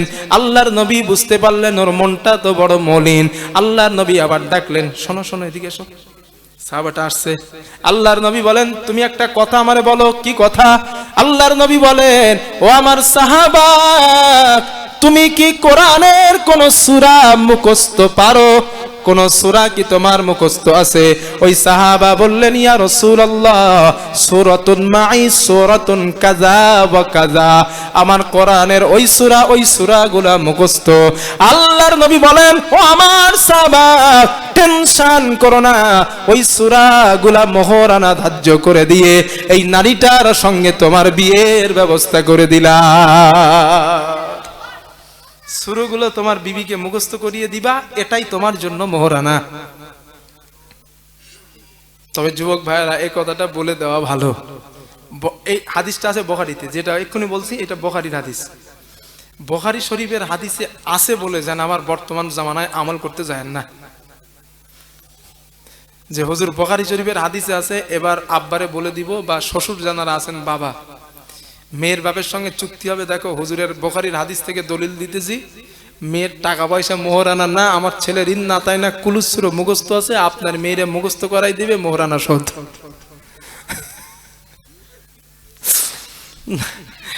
হাদিসে আছে বলেই যেন আমল করতে যাবেন না। এটা বুখারীর হাদিস। হাদিসে আছে বলেই যেন সূরা ধার্য করে বর্তমান জামানায় মোহরানা দিতে যাবেন না, মুশকিল আছে। এই হাদিস আছে বলেই যদি আমল করতেই হয়, আপনার এলাকায় যারা মুফতি সাহেব আছেন তাদের কাছে যাবেন, কি বলবেন, হুজুর আমি এই হাদিসটা আমল করতে যাচ্ছি, হাদিসটা বুখারীতে আছে, হাদিসের সনদ ও হাসান পর্যায়ের হাদিস, তো হুজুর আমি আমল করতে চাচ্ছি, আমি কি পারবো? যদি মুফতি সাহেব ফতোয়া দেন যে না আপনি আমল করেন, তাইলে করবেন। কথা বুঝতে পারছি? আর যে মুফতি সাহেবকে জিজ্ঞেস করবেন এই হাদিসের মূল ব্যাখ্যা কি, ওই মুফতি সাহেব জানে, সুতরাং ওই হাদিসের ব্যাখ্যায় আপনার এই অনুমতি দেবে না। যখন আপনি একা একা বুখারী মোবাইলের অ্যাপস থেকে ডাউনলোড করে একা একা বুখারী পড়তে শুরু করবেন, তখন কিন্তু ওই হাদিস আপনি আমল করা শুরু করবেন। আর এই হাদিস আমল করলে মুসিবত আছে, বলো, জমের গোল্লায় যাবে সব। কেন যাবে? একটা দৃষ্টান্ত দেই। এই হাদিসটা নবীজি বলেছেন কোন সাহাবার জন্য? অনেক ব্যাখ্যার একটা বলি। কোন সাহাবার জন্য বলেছেন? যেই সাহাবার বাড়িতে একটা আংটি পরিমাণ সম্পদ ছিল না। একটা লোহার আংটির দাম কত? খুব বেশি হলে 10 টাকা। তো 10 টাকা পরিমাণ সম্পদ ওই সাহাবার বাড়িতেও ছিল না। এই জন্য নবীজি বিবাহ দেবেন বলেই ধার্য শেষমেশ সূরাটাকে মোহরানা ধার্য করলেন। এই হাদিস তখন আমল করতে পারবেন আপনি যখন আপনার বাড়িতে 10 টাকা পরিমাণ সম্পদ থাকবে না। এবার আপনারা ফতোয়া দেন, পৃথিবীতে একটা লোক দেখান যার বাড়িতে 10 টাকা পরিমাণ সম্পদ নেই। আছে চাচাজি? নাই। তাহলে হাদিসটা আমল করবেন কেমনে? তাহলে হাদিসের মধ্যেই থাকলেই যে আমল করতে হবে, বিষয়টা এমন না। আমাদের সমাজে কিছু মানুষ আছে, তারা মানুষকে, সাধারণ মানুষকে বোকা বোঝায়। কিভাবে বোঝায়? যে এই হাদিসে আছে, আমল করতেই হবে। কিন্তু ওই হাদিসের ব্যাখ্যায় কি বলা হয়েছে, ওই হাদিসটা কোন পর্যায়ের হাদিস, এই হাদিসটা রাসূলের যুগে ছিল, এই আমলটা সাহাবাদের যুগে নিষিদ্ধ হয়েছে। কেন হয়েছে? এই কেন গুলা জানে না, হাদিসে আছে, আমল করা শুরু করে দেয়। শুধু নিজেরা করে তো জাহান্নামে যাবে তা তো না, আরো জনগণও বলে ভাই হাদিসের এত নাম্বারে আছে, তুমি ওইটা আমল করো। ওরাও খাই করে, নিজেও খাই হয়। হুজুরি কি বলতেছেন এইসব উল্টোপাল্টা কথা? হ্যাঁ, এটাই সত্য। আর একটা এক্সাম্পল দেই, বুখারী শরীফের হাদিস খুলে দেখেন, অনেক ওলামায়ে কেরাম আছেন অনেকে, আবার রেকর্ড হচ্ছে আমার কথা, সব ওপেন ক্যামেরা, পরবর্তীতেও তো আমারে জিজ্ঞেস করবে। বুখারী শরীফের হাদিস, আব্দুল্লাহ ইবনে আব্বাস হাদিসের রাবী, নবীর চাচাতো ভাই, উনি বলেন রমজান মাসে নবী আমার বাড়িতে গিয়েছেন। চাচাতো ভাইয়ের বাড়িতে গিয়েছেন। আব্দুল্লাহ ইবনে আব্বাস রাদিয়াল্লাহু আনহু বলেন, আমি তখন ছোট মানুষ, আমি তখন ছোট, নবী আমার বাড়িতে গেছেন, রাতের বেলা নবী উঠেছেন, ইস্তেঞ্জাই যাবেন, নবীর প্রকৃতি মেটাবেন, নবী গিয়েছেন, আমি নবীর বার হবার আগে এক লোটা পানি উজুর জন্য বাইরে রেখে দিয়েছি। খুব ভালো করে এবার একটা বলছি না, বাংলাটা বলছি, মুখস্থ আছে আলহামদুলিল্লাহ আমার। তো নবীজি আসলেন এবং উজু করলেন, উজু করে নবী নামাজে দাঁড়ালেন। আব্দুল্লাহ ইবনে আব্বাস রাদিয়াল্লাহু আনহু বলেন, আমি মনে মনে করলাম আমি নবীর পিছনেও নামাজে দাঁড়াই। আমি দাঁড়ালাম, তবে নবীর বাম দিকে। কোন দিকে? বাম দিকে। আল্লাহর হাবিব আমার কান ধরে নামাজের মধ্যে ডান ধারে আনছে। কি ধরে? হাদিসে আছে কান, কান কান ধরে বাম দিক থেকে ডান ধারে আনছে। এখন নামাজের মধ্যে কান ধরা কি জায়েজ? কথা বলেন না কেন? কান ধরে টানা জায়েজ? তাহলে এটা বুখারীর হাদিস, হাদিসের রাবি আব্দুল্লাহ ইবনে আব্বাস। যদি হাদিস আমল করতে হয় এই হাদিস আমল করেন। যাবেন বাম ধারে দাঁড়াইলে কান ধরে নামাজে ডান ধারে আনবেন। বুঝতে পারছেন? সাধারণ মানুষের মাথায় গোবর ঢোকানো হয়। 3 নাম্বার আর একটা দৃষ্টান্ত দেই। আল্লাহর নবী সাল্লাল্লাহু আলাইহি ওয়াসাল্লাম তাহাজ্জুদের নামাজ পড়তেন। নামাজ পড়ে নবী কাইলুলা করতেন। কাইলুলা কি? ঘুম আর জাগ্রতর মাঝখান। কখনো কখনো ঘুমিয়ে যেতেন। হযরতে বেলাল যখন মসজিদে নববীতে আজান দিতেন, খুব মন দিয়ে শোনেন চাচাজি, মসজিদে নববীতে বেলাল আজান দিতেন, নবীজিকে ডাকতে আসতেন অধিকাংশ সময় হযরত ওমর রাদিয়াল্লাহু আনহু। সুবহানাল্লাহ বলেন। হযরত ওমর রাদিয়াল্লাহু আনহু একদিন নবীকে ডাকলেন, নবী উঠেছেন ঘুম থেকে, উজু করলেন না, মেসওয়াক করে কুলি করে নবী নামাজে ইমামতি করেছেন। ওমর বলে, দাঁড়া, আজকে নবীরে ধরবো। আল্লাহর নবী আমাদেরকে বললেন, তোমরা ঘুম থেকে উঠে উজু না করে নামাজে যাবা না, কারণ ঘুম থেকে উঠলে উজু নষ্ট হয়, ঘুমাইলে উজু নষ্ট হয়। তো নবী দেখলাম ঘুমাচ্ছিল, আমি এসে নবীরে ডাক দিছি, নবী উঠেছে, মেসওয়াক করে কুলি করেই নবী নামাজে গেছে। ব্যাপার কি? নামাজের শেষে আল্লাহর হাবিবকে ওমর জিজ্ঞেস করলেন, হুজুর ঘটনা কি? আল্লাহর নবী বললেন, ওমর ঘটনা হইল, আমি আল্লাহর হাবিব যখন ঘুমাই, আমার অন্তর ঘুমায় না, আমার চোখ ঘুমায়, আমার জিসম ঘুমায়, আমার অন্তর সজাগ থাকে। সুবহানাল্লাহ বলবেন না? আর তোমরা যখন ঘুমাও তোমাদের অন্তর ঘুমায়, চোখও ঘুমায়, তোমাদের জিসম শরীরও ঘুমায়। এই জন্য তোমাদের উজু নষ্ট হলে তোমরা বোঝো না। আর যেহেতু আমার অন্তর ঘুমায় না, আমি নবীর উজু নষ্ট হলে আমি বুঝতে পারি। আমার ওই দিন আজকের আমার উজু নষ্ট হয় না, আমি শিওর। ওই জন্য আমি উঠে মেসওয়াক করে নামাজে গেছি। এখন যদি বলেন হুজুর হাদিস থাকলে আমল করবো, এই হাদিসটা আমল করেন। কালকের মুফতি আব্দুল কাইম সাহেবের কাছে আমাদের দিকের মতো এখন মোটামুটি মুফতি আব্দুল কাইম সাহেব ভালো মুফতি, হিসাব তো তাই নাকি? যে যে মত করেন সেটা পরের কথা, তবে ইনসাফ দিক থেকে দেখলি তো উনি ভালো একজন মুফতি সাহেব, ঠিক তো? এখন মুফতি সাহেবের কাছে যাবেন, গিয়ে জিজ্ঞেস করবেন যে হুজুর বাকি বিল্লে এসে কালে কথা বলে গে, যদি কোনো ব্যক্তি ইচ্ছাকৃত নামাজ, ইচ্ছাকৃত উজু ছাড়া, আবার ভালো করে বোঝেন, ইচ্ছাকৃত উজু ছাড়া নামাজ পড়ে, ওই ব্যক্তি কাফের হয়ে যাবে। আবার বলছি, ভুলবশত না, ইচ্ছাকৃত উজু ছাড়া নামাজ পড়ে, ইচ্ছাকৃত উজু ছাড়া নামাজ পড়ে, ওই ব্যক্তি কি হবে? কাফের হবে। এই ফতোয়া কালকের আমার বিশ্বাস না হলে জেনে নেবেন। আবার বলে দিচ্ছি, ফতোয়াটাও লেখা আছে ফতোয়া আলমগীরিতেও। এই ফতোয়াটা ফতোয়া আলমগীরিতেও লেখা আছে। এরপরও যদি অবিশ্বাস হয়, কাল মুফতি সাহেবের কাছ থেকে জেনে নেবেন। বুঝাতে পারছি? এখন আপনারা আমারে ফতোয়া দেন, নবী উজু ঘুম থেকে উঠছেন, আল্লাহর নবী নামাজে গেছেন। এখন এই হাদিস যদি আমল করেন, আপনি ঘুম থেকে উঠবেন, নামাজে যাবেন, তাহলে উজু ছাড়া ইচ্ছাকৃত আপনি নামাজে গেছেন, ঠিক না? কথা তো এটাই, উজু ছাড়া ইচ্ছাকৃত নামাজে গেছেন, আর ফতোয়া আলমগীরির ফতোয়া অনুযায়ী আপনি কি হবেন? কাফের। অমনি বলছি যে কপাল পুড়ে যাবে হাদিসে থাকলে, একা একা মোস্তানি করে আমল করলে।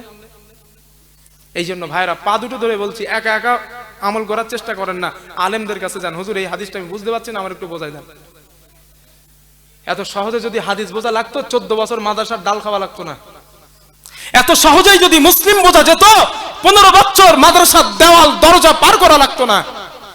মাধ্যমিক পাশের ছেলেগুলা মসজিদের ইমামকে ভুল ধরে, এর থেকে গজব আর কি আসবে দুনিয়ায়? যে বুখারীর ব বোঝে না, সে ভুল ধরে একজন আলেমের।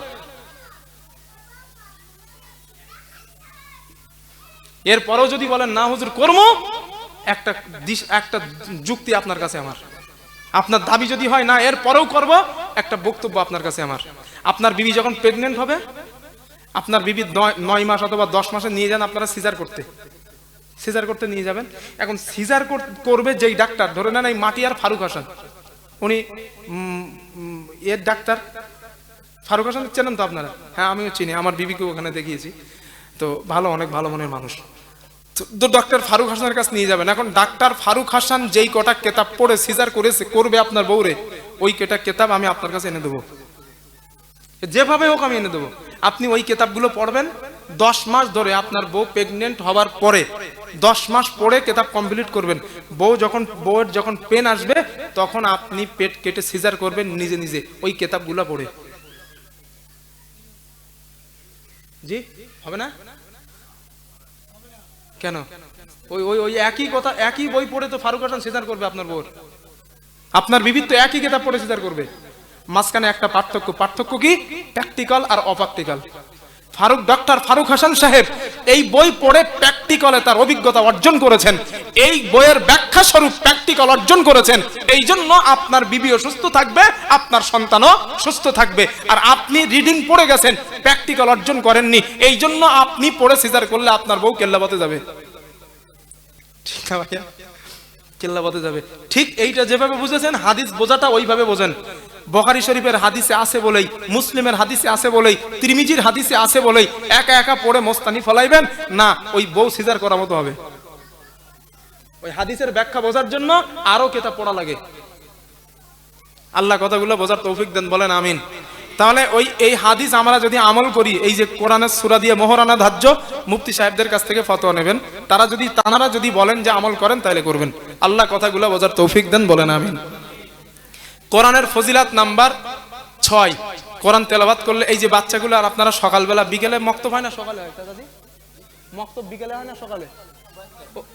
কয়েক টাইমে হয়। আচ্ছা, যখন আপনাদের বাচ্চাদের পাঠান অবস্থা কি হয় দেখেন, নবীজি বলেন, আল্লাহর নবী বলেন, ক্বালা রাসূলুল্লাহ সাল্লাল্লাহু আলাইহি ওয়াসাল্লাম, রাসূলুল্লাহ সাল্লাল্লাহু আলাইহি ওয়াসাল্লাম আর বর্ণনা, আল্লাহর নবী বলেন, ফাবাল্লাযী নাফসু মুহাম্মাদিন বিয়াদি, যেই সত্তার হাতে, যেই আল্লাহর হাতে আমি নবী মুহাম্মাদের প্রাণ, ওই আল্লাহর নামের কসম করে বলছি, কসম করে বলছি, কসম করে বলছি, মা মিন মুতাআল্লিমিন ইখতালিফু ইলা বাবি আলিমিন, এমন কোন তালিবুল ইলম নাই, এমন কোন ব্যক্তি নাই যেই ব্যক্তিটা কোরআন শেখার জন্য মক্তবের হুজুরের কাছে চলে যায়, হুজুর আমি কোরআন জানি না, আল্লাহর রাস্তে আপনি আমাকে কোরআনটা শিখিয়ে দেন। আল্লাহর নবী বলেন, ওই ছেলেটা অথবা মেয়েটা এখনো নিয়মিত ছাত্র হতে পারে নাই, ওস্তাদের কাছে আসে আর যায়, হুজুর আমাকে কোরআনটা শিখিয়ে দেন। আল্লাহর নবী বলেন, ইল্লা কাতাবাল্লাহু লাহু বিকুল্লি কদামিন ইবাদাতা সানাতিন। আল্লাহর নবী বলেন, একটা মানুষ একটা দিন নয়, দুইটা দিন নয়, তিনটা দিন নয়, একটানা 365টা দিন সারা রাত নফল নামাজ পড়লো, সারা দিন নফল রোজা করলো, ওই মানুষটার আমলনামায় যতটা সওয়াব হয়, যেই বাচ্চাটা কোরআন শেখার জন্য মক্তবে চলে যায়, আল্লাহর নবী বলেন, ওর প্রতিটা কদমের বিনিময় এক এক বছরের নফল ইবাদতের সওয়াব লেখা হয়। কতটা? 1 বছর। একটা ধাপ ফেলে মক্তবে যায়, একটা ধাপ ফেলে 1 বছর নফল ইবাদতের সওয়াব। এই হাদিসে নবী আল্লাহর নামের কসম করে বলছেন। আমরা কসম কখন করি? আমি বাকি বিল্লার কাছে, কেউ 50 টাকা পাবেন, কেউ পান না অবশ্যই, একটা এক্সাম্পল, 50 টাকা কেউ পাইবেন, আপনারা আমারে বলছেন, হুজুর আপনি টাকাটা কিন্তু দিলেন না। আমি বলছি, ভাই কাল দিব। না না, আপনি প্রত্যেকদিন বলছেন কাল দিব। আমি বলছি তো ভাই কাল দিব। না, আপনি বলছেন না না, আপনি প্রত্যেকদিন বলেন কাল দিব। আমি তখন আপনার বিশ্বাসকে গাঢ় করার জন্য আমি বলছি, আল্লাহর কসম আগামী কাল আপনার টাকা দিব। আপনি তখন কি বলছেন? হুজুর মানুষ কসম করছে মানে কাল শিওর দেবে। আমি কসম কেন করলাম? আমার কথার গুরুত্ব বাড়ানোর জন্য। আল্লাহর নবী হাদিসে কসম করেছেন, ফাওয়াল্লাযী নাফসু মুহাম্মাদিন বিয়াদি, আমি নবী আমার সত্তার নামের কসম করে বলছি, যারা কোরআন শেখার জন্য যায় ওদের প্রতিটা কদমের বিনিময় এক এক বছরের নফল ইবাদতের সওয়াব লেখা হয়। কেন মাহরুম হন? কেন? আল্লাহর নবী বলেন, 2 নাম্বার, ওয়াতাস্তাগফিরু লাহু মান ফিল আরদ, জমিনে যারা বিচরণ করে, আপনাদের বাড়িতে যেই হাঁস মুরগিগুলো আছে ওই হাঁস মুরগিগুলা পর্যন্ত এই মক্তবে যাওয়া বাচ্চাদের জন্য আল্লাহর কাছে দোয়া চায়, আল্লাহর কাছে ক্ষমা চায়। আল্লাহর নবী বলেন ওয়ায়ুমসি ওয়ায়ুসবিহু মাগফুরাল্লাহ, সকাল আর সন্ধ্যা এই মক্তবের বাচ্চাগুলাকে আমার আল্লাহ এদের আমলনামা পরিষ্কার করে দেন, আমার আল্লাহ এদের গুনাহগুলা মাফ করে দেন। নবীজি বলেন 4 নাম্বার ওয়াকদামিন মাদিনাতান ফিল জান্নাহ, এই বাচ্চাগুলার প্রতিটা কদমের বিনিময় জান্নাতের মধ্যে বিরাট বড় বড় একটা সিটি নির্মাণ করে দেওয়া হয়। একটা বাড়ি নয়, একটা গ্রাম নয়, একটা প্রাসাদ নয়, আল্লাহর নবী বলেন বিরাট বড় বড় শহর নির্মাণ করা হয়। আল্লাহর নবী বলেন 5 নাম্বার ওয়া শাহিদাত লাহুল মালাইকাতু বিআন্নাহুম মুতাকাল্লাহি মিনান নার, আল্লাহর নবী বলেন আমার উম্মত যেই বাচ্চাগুলা কোরআন শেখার জন্য চলে যায় ওদের ব্যাপারে ফেরেশতারা সাক্ষী দেন এই সব মক্তব মাদ্রাসার বাচ্চাগুলা আল্লাহর পক্ষ থেকে জাহান্নাম থেকে মুক্তি প্রাপ্ত মানুষ। দেব ইনশাআল্লাহ বাচ্চাদের মক্তবে না, ইনশাআল্লাহ বলেন, আল্লাহ সবাইরে কবুল করেন, বলেন আমিন। আর একটা হাদিসে আছে যেই বাচ্চার গোনা এবং নেকির আমলনামা তৈরি হয় নাই, আপনার অনেক ছোট মানুষ আছে দেখবেন, বাচ্চা আছে মা নামাজ পড়তেছে সন্তানটাও সেজদা দিচ্ছে, ছোট মানুষ আছে না এরকম? আমার ছেলের বয়স এই 16 মাস 18 মাস, ওর আম্মু বা আমি যখন নামাজ পড়ি ওই পাটিতে এসে, ও তো বোঝে না আমি যেমন করি ও মাটিতে সেজদা দেয়, তো ও যখন সেজদা দেয় এইভাবে, ও তো আমাদের মতো দিতে পারে না, কোন রকম মাথা ঠোকায়, আব্বু এরকম করতেছে আম্মু করতেছে, আমার বাচ্চাটা এরকম করে আলহামদুলিল্লাহ। তো ওর দেওয়াটাই নবীজি বলেন যখন নাবালিকা ছেলে বা মেয়ে আল্লাহকে আল্লাহর ইসলামের জন্য কোনো ভালো কাজ করে বা আল্লাহকে সেজদা দেয়, এই সেজদার সওয়াব আল্লাহ ওর বাপ মার আমলনামায় দিয়ে দেয়। তো আপনার বাচ্চাটা সাবালিকা নয় নাবালিকা, এখনো আমলনামা তৈরি হয় নাই, বাচ্চা কোরআন শিখতে যায় মক্তবে, ওই বাচ্চার প্রতিটা কদমের বিনিময়ে কটা সওয়াব হয়? জোরে বলেন, 1 বছরের নফল ইবাদতের সওয়াব। এখন যেহেতু ওর আমলনামা তৈরি হয় নাই, মানে এর ওই সওয়াবটা বাপ মার আমলনামায় আল্লাহ যোগ করে দেয়। প্রিয় চাচাজিরা আব্বা জানেরা পাঠিয়ে দেন বাচ্চাগুলোরে, আমি বলছি না মুখের জেহাদ করি আমি এই মক্তব নিয়ে, আমি চাই প্রত্যেকটা গ্রামে পাড়ায় পাড়ায় মক্তব হোক, এটা আমার দাবি। কারণ এই হাদিসগুলো আমি জানি, মক্তবের গুরুত্ব আমি জানি। আল্লাহ আমাদের হাদিসগুলো বোঝার তৌফিক দেন, বলেন আমিন। হাদিস নাম্বার 8, মক্তবে কোরআন শেখার ফজিলত, কোরআন শিক্ষার ফজিলত, হাদিস নাম্বার 8। আল্লাহর নবী বলেন ক্বালা রাসূলুল্লাহ সাল্লাল্লাহু আলাইহি ওয়াসাল্লাম, রাসূলুল্লাহ সাল্লাল্লাহু আলাইহি ওয়াসাল্লামের বর্ণনা, আল্লাহর নবী বলেন ইন্না লিল্লাহি আহলিনা মিনান নাস, আল্লাহর নবী বলেন আমার উম্মত তোমাদের মাঝে মুমিন উম্মতের মাঝে যেই বান্দা অথবা বান্দিটা, আল্লাহর নবী বলেন মানুষের মাঝে কিছু মানুষ এমন আছে যারা আল্লাহর পরিবার। সাহাবারা প্রশ্ন করলেন মানহুম ইয়া রাসূলুল্লাহ, ও আল্লাহর নবী আপনি আমাদেরকে বলেন আল্লাহর পরিবার কারা, আল্লাহর আস্থাভাজন কারা? নবী আপনি আমাদেরকে বলেন। আল্লাহর নবী বলেন আহালুল কোরআন হুম আহালুল্লাহ ওয়া খাসাতুহু, আল্লাহর পরিবার হলো তারা দুনিয়ায় কোরআনুল কারীম তেলাওয়াত করে যারা। আল্লাহর কোরআন পড়েন, আল্লাহর পরিবারের সদস্য হয়ে যাবেন, আল্লাহ তৌফিক দেন, বলেন আমিন। কোরআন তেলাওয়াতের ফজিলত নাম্বার 9 না চাচাজি? 9। আপনার বাচ্চাটা যদি কোরআন পড়ে রাত্রে উঠে কোরআন পড়তে বলবেন, ওর ঘুম ভেঙছে আরো নিজেই পড়বে, ও যখন নতুন কোরআন শিখবে না ঘুম ভেঙে ঘুম আসছে না, দেখবেন একা একা পড়বে। আপনারা পড়বেন রাত্রে উঠে, যদি পড়েন একটা লাভ আছে। কি লাভ? হাদিসটা শোনেন।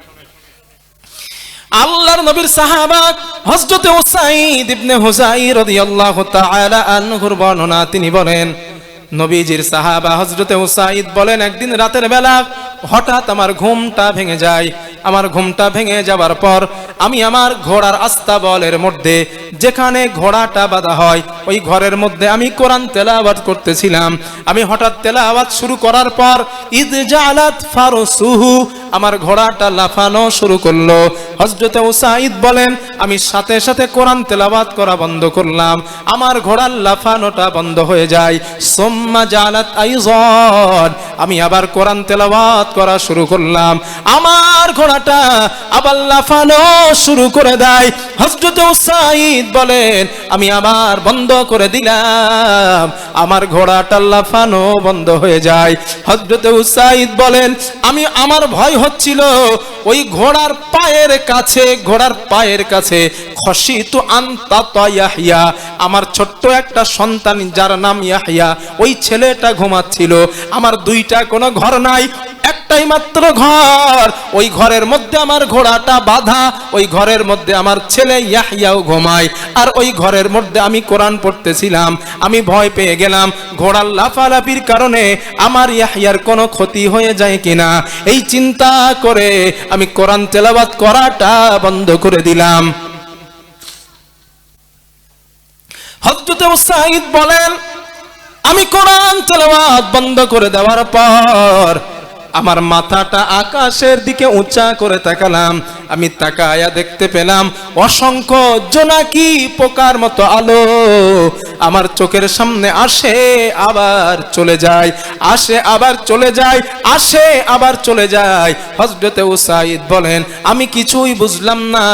সকালবেলা ফজরের নামাজের রক্তের সময় আমি মসজিদের নববীতে চলে গেলাম, নামাজের শেষে নবীজির কাছে গেলাম, আল্লাহর নবীকে বললাম ইয়া রাসূলুল্লাহ আমি রাতের বেলা ঘরে কোরআন পড়তেছিলাম, আমার ঘোড়াটা হঠাৎ লাফায়, আমি তেলাওয়াত বন্ধ করে দিলাম, আমার ঘোড়ার লাফানো বন্ধ হয়ে যায়। ইয়া রাসূলুল্লাহ আমি আবার তেলাওয়াত শুরু করলাম, আমার ঘোড়াটা আবার লাফানো শুরু করলো। আল্লাহর নবী বলেন এরপরে বলো কি হয়েছে? হযরত উসাইদ বলেন ইয়া রাসূলুল্লাহ আসমানে তাকায়া দেখি নূর আলো আমার কাছে আসে, একবার চলে যায় আবার আমার সামনে আসে। ইয়া রাসূলুল্লাহ হুজুর আপনি আমাকে একবার বলেন ওই নূরগুলো কারা, তাদের পরিচয় কি, কেন আমার কাছে আসতেছিল আর যাইতেছিল? আল্লাহর নবী বলেন ও আমার সাহাবা উসাইদ যেই নূরগুলো তুমি দেখেছো ওই নূরগুলো অন্য কেউ নয়, তিলকাল মালাইকা, আল্লাহর ফেরেশতারা তোমার মুখে কোরআন তেলাওয়াত শুনছিল। ও উসাইদ তুমি কতটা ভুল করেছো জানো?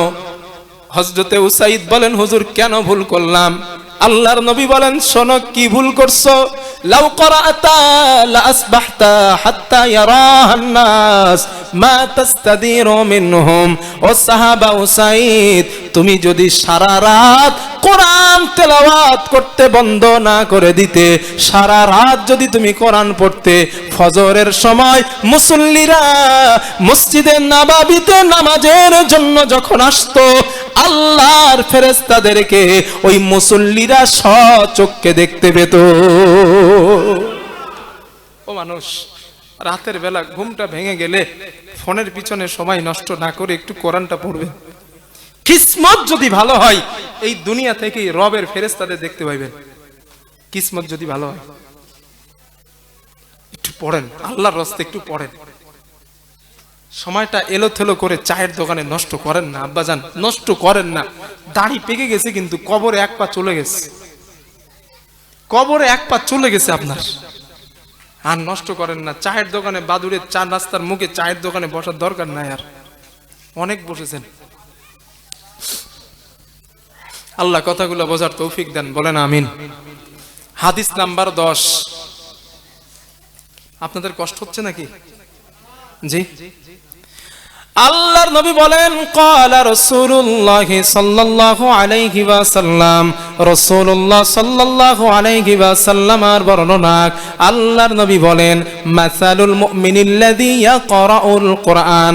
আল্লাহর নবী বলেন আমার উম্মত তোমাদের মধ্যে মুমিন বান্দা অথবা বান্দি যেই মানুষটা নিয়মিত কোরআন তেলাওয়াত করে, মানে সকাল এবং সন্ধ্যা তেলাওয়াত করে, আল্লাহর আল্লাহর নবী বলেন আল্লাহর কাছে তার দৃষ্টান্ত কেমন তোমরা জানো? ওই সাহাবারা বললেন না ইয়া রাসূলুল্লাহ, আমরা তো জানি না। আল্লাহর নবী বলেন কামাসালিল উতুরুজ্জা, মিষ্টি কমলার মতো তার দৃষ্টান্ত। কিসের মতো? মিষ্টি কমলা লেবু যেমন নবী বলেন ওর মতো দৃষ্টান্ত। এরপরে আল্লাহর নবী বলেন ও আমার সাহাবারা শোনো, কামাসালিল উতুরুজ্জা, মিষ্টি কমলা লেবুর মতো দৃষ্টান্ত। নবী কেন বললেন কমলা লেবুর মতো? আল্লাহর নবী বলেন রিহুহা তাইয়্যিবুন ওয়া তা'মুহা তাইয়্যিবুন, যেই কমলার স্বাদ অনেক সুন্দর মিষ্টি, যেই কমলার ঘ্রাণ অনেক সুন্দর। আপনার বাড়িতে যখন কমলা লেবুর খোলা ছাড়ান সুঘ্রাণ পান না? সুঘ্রাণ আছে। কমলা লেবু খাইতে মিষ্টি লাগে না? আর দুটো একটা দোকানদার আছে চিটিংবাজ, টক লেবু মিষ্টি বলে বিক্রি করে, কিন্তু অরিজিনালি কমলা লেবু যদি পুরুষ্ট করা হয় কমলা লেবু খুব মিষ্টি। আল্লাহর নবী এই জন্য বললেন কমলা লেবুটা অনেক মিষ্টি এবং এর স্বাদ, এর ঘ্রাণ অনেক সুন্দর। আল্লাহর নবী বলেন যেই ছোট্ট বা বড় মেয়েটা, যেই বান্দা অথবা যেই উম্মত অথবা উম্মতিটা আল্লাহর কোরআন নিয়মিত তেলাওয়াত করবে, আল্লাহর নবী বলেন আল্লাহর কাছে তার দৃষ্টান্ত হলো মিষ্টি কমলা লেবুর মতোই। সুবহানাল্লাহ বলেন। এবার যারা আমরা কোরআন পড়ি না, আমাদের ব্যাপারে নবী কি বলে দেখেন। যারা কোরআন পড়তে পারেন না তাদের ব্যাপারে আল্লাহর নবী বলেন ওয়া মাসালুল মুমিনিল্লাযী লা ইয়াকরাউল কুরআন, আল্লাহর নবী বলেন আমার উম্মত, তোমাদের মধ্যে যেই মানুষটা কোরআন তেলাওয়াত করে না, আল্লাহর কাছে তার দৃষ্টান্ত কেমন তোমরা জানো? কামাসালিত তামরা, খেজুরের মতো। খেজুর নবীজি খেজুরের কথা কেন বললেন? আল্লাহর হাবিব বলেন খেজুরের কোনো ঘ্রাণ নাই, খাইতে স্বাদ আছে, খেতে স্বাদ আছে, কিন্তু খেজুরের কোনো ঘ্রাণ নাই। আল্লাহর নবী বলেন আমার উম্মত, যেই মানুষটা কোরআন তেলাওয়াত করে না, ওই মানুষটার দৃষ্টান্ত আল্লাহর কাছে ওই খেজুরের মতো। মানে ঈমান থাকার কারণে আল্লাহর কাছে তার স্বাদ আছে, কোরআন না পড়ার কারণে আল্লাহর কাছে ওর কোনো ঘ্রাণ নাই। আল্লাহ যেন আমাদের এই মিষ্টি কমলা লেবুর মতো ইমানদার হবার তৌফিক দেন, বলেন আমিন। আমাদের বাচ্চাগুলাকেও যেন এমন মিষ্টি কমলা লেবুর মতো বাচ্চা বানানোর তৌফিক আল্লাহ আমাদেরকে দেন, বলেন আমিন। আরো জোরে বলেন আমিন। হাদিস নাম্বার 11, আল্লাহর নবী বলেন ক্বালা রাসূলুল্লাহ সাল্লাল্লাহু আলাইহি ওয়াসাল্লাম, রাসূলুল্লাহ সাল্লাল্লাহু আলাইহি ওয়াসাল্লামের বর্ণনা, আল্লাহর নবী বলেন যেই মানুষটা তোমাদের মধ্যে দিনে 5 ওয়াক্ত নামাজ আদায় করলো। কত ওয়াক্ত? 5। আল্লাহর নবী বলেন 5 ওয়াক্ত নামাজ আদায় করলো, আল্লাহর নবী বলেন লাম ইয়াকুব মিনাল গাফিলিন, আমার আল্লাহ ওই বান্দা অথবা বান্দির নামটা গাফিল বান্দাদের খাতায় লেখেন না। সুবহানাল্লাহ বলেন। যে 5 ওয়াক্ত নামাজ পড়ে ওই ব্যক্তি গাফেল না। এরপরে আল্লাহর নবী বলেন ওয়ামান ক্বরাআ ফি লাইলাতিন বিমিআতাই আয়া, কোন বান্দা অথবা বান্দি যদি রাতের বেলা আল্লাহর কোরআনের 100 আয়াত তেলাওয়াত করে, 100 কোন বান্দা অথবা বান্দি রাতের বেলা কোরআনের 100 আয়াত যদি তেলাওয়াত করে, আল্লাহর নবী বলেন ওয়াকুতিবা মিনাল লাম ইউতাব মিনাল গাফিলিন, আমার আল্লাহ ওই বান্দার নামটাও গাফিলদের খাতায় লেখেন না। নবীজি বলছেন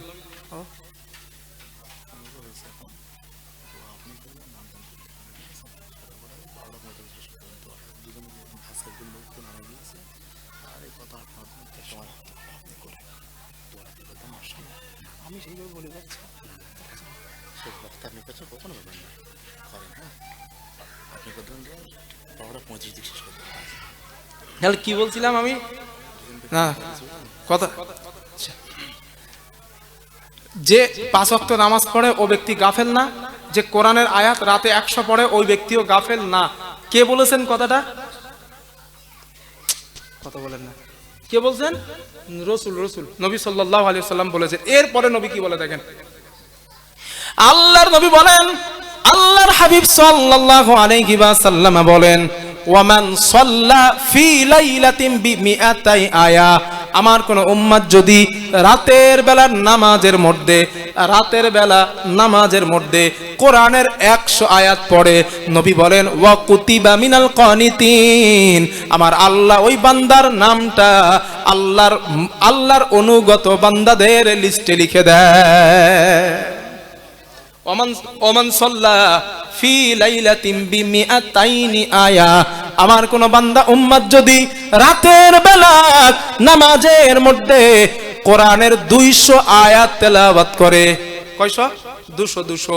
200 আয়াত তেলাওয়াত করে, নবীজি বলেন ওয়া কুতিবা মিনাল কানিতিনাল মুখলিসিন, আমার আল্লাহ ওই বান্দার নামটা আল্লাহর মুখলিস বান্দা তথা জান্নাতি বান্দাদের খাতায় আল্লাহ লিখে দেয়। একটু দরুদ শরীফ পড়েন, আল্লাহুম্মা। আসসালামু আলাইকুম।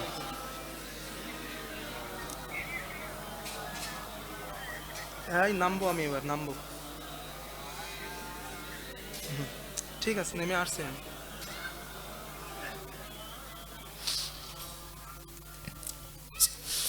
তাহলে আমরা পড়বো ইনশাল্লাহ, যারা কোরআন পড়তে পারি রাত্রে পড়বো। একদিন একটু পড়েন না, মজা পাবেন। রাত্রে নামাজের মধ্যে কোরআন পড়তে যে কি মজা লাগে, না পড়লে বুঝতে পারবেন না। আর একটা হাদিস শোনেন, এত সময় তো শুনিয়েছি কোরআন পড়তে হবে, এবার যদি না পড়েন একটা হাদিস বলি। আল্লাহর নবী বলেন ক্বালা রাসূলুল্লাহ সাল্লাল্লাহু আলাইহি ওয়াসাল্লাম, রাসূলুল্লাহ সাল্লাল্লাহু আলাইহি ওয়াসাল্লামের বর্ণনা, আল্লাহর নবী বলেন ইন্নাল্লাযী লাইসা ফি জাওফিহি শাইয়ুম মিনাল কুরআনি কাল বাইতিল খরিদ আও কামা ক্বালা আলাইহিস সালাম। আল্লাহর নবী বলেন আমার উম্মত তোমাদের মধ্যে যেই মানুষটা কোরআন তেলাওয়াত করে না, মানে যার সিনার মধ্যে কোরআন নাই, যার মগজের মধ্যে কোরআন নাই, মানে কোরআন জানে না, আল্লাহর নবী বলেন ওর দৃষ্টান্ত কেমন তোমরা জানো? নবীজি বলেন একটা বিরান বাড়ি, ছাড়া বাড়ি, যেই বাড়িতে 10 বছর মানুষ নাই, আপনারা বলেন ওই বাড়িতে কি থাকবে? হ্যাঁ, সামসিকা শয়তান। সাহাজির বিরাট রাগ যে সামসিকের উপরে, জিন, পোকামাকড়, সামসিকে, শয়তান ইত্যাদি, এক কথায় নোংরা আবর্জনা যা কিছু আছে ওই ঘরে তাই থাকবে, কারণ মানুষ থাকে না, পরিষ্কার করা, সাফ করার কেউ নাই। নবীর দৃষ্টান্তটার গুরুত্ব দেন। আল্লাহর নবী বলেন যে ঘরে মানুষ থাকে না, বিরান বাড়ি, ছাড়া বাড়ি, ওই বাড়িটার যেমন দৃষ্টান্ত আল্লাহর নবী বলেন যার স্মৃতির মধ্যে, যার মগজের মধ্যে, যার দেহের মধ্যে আল্লাহর কোরআন থাকে না, ওর দেহটাও ঠিক তেমন। আর একটু পরিষ্কার করি, যেই ছেলেটা মদ খায় ওর কাছে খবর নেন, ওই ছেলেটা কোরআন পড়তে পারে না। এবার আপনারা ফতোয়া দেন, মদ খাওয়া ভালো না খারাপ? জোরে বলেন। খারাপ। তাহলে খারাপ, নবী বলেন খারাপ জিনিস তার মধ্যে আসে যে কোরআন জানে না, মানে মদ খারাপ ওই ব্যক্তিটার মধ্যে প্রবেশ করে। জিনা খারাপ না ভালো? খারাপ। যেই ছেলেটা কোরআন জানে না, জিনা করতে গেলে একবারও তার বুক কাঁপবে না, কারণ খারাপ জিনিস তার মধ্যেই থাকে, এটা নবী বলছেন। চুরি করা খারাপ, যেই ছেলেটা কোরআন জানে না ওই ছেলেটা চুরি করতে ভয় পাবে না, কারণ নবী বলেন খারাপ জিনিস ওর মধ্যে থাকে যার মধ্যে কোরআন থাকে না। বুঝতে পারছি তো ভাইয়া? এই জন্য যে টেন্ডারবাজ, যে মস্তান, যে জেনাখোর, যে মদখোর, যে ফেরেববাজ, যে সমাজের নিকৃষ্ট সন্তান, ওর কাছে খবর নেন, ও আল্লাহর কোরআন পড়তে পারে না। সন্তানরে যদি মানুষের মতো মানুষ বানাইতে চান, কোরআন শিক্ষা দেন, এর বিকল্প রাস্তা নাই।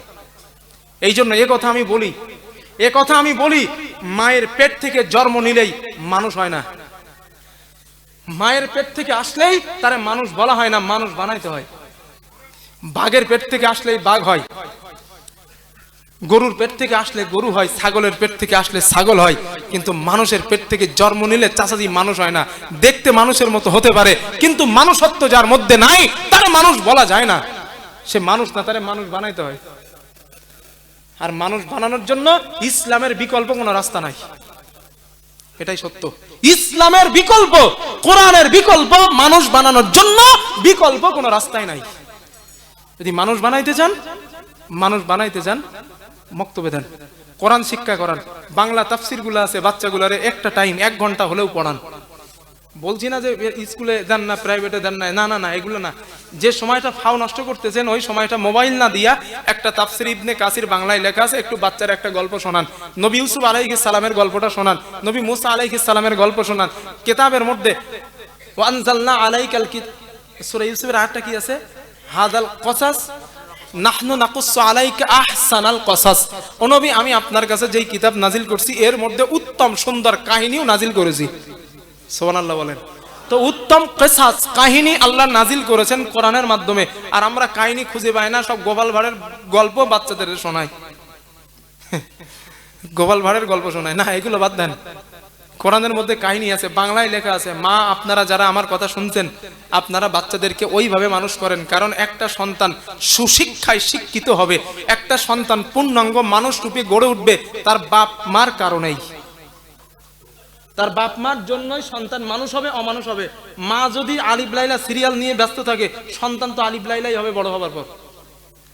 আর বাবা যদি চায়ের দোকানে এক হাতে গেলাস আর এক হাতে বিড়ি টানে আর দেখে ফুজাই কদ্দুর, ওই রকম ধরনের আব্বা যদি হয়, সন্তানও তো বিড়ি করবে। আপনি ভালো হন, আপনার বিবিরে ভালো করেন, সন্তান এমনি ভালো হবে। দোষ সন্তানদের না, দোষ আমাদের মতো গার্জেনদের।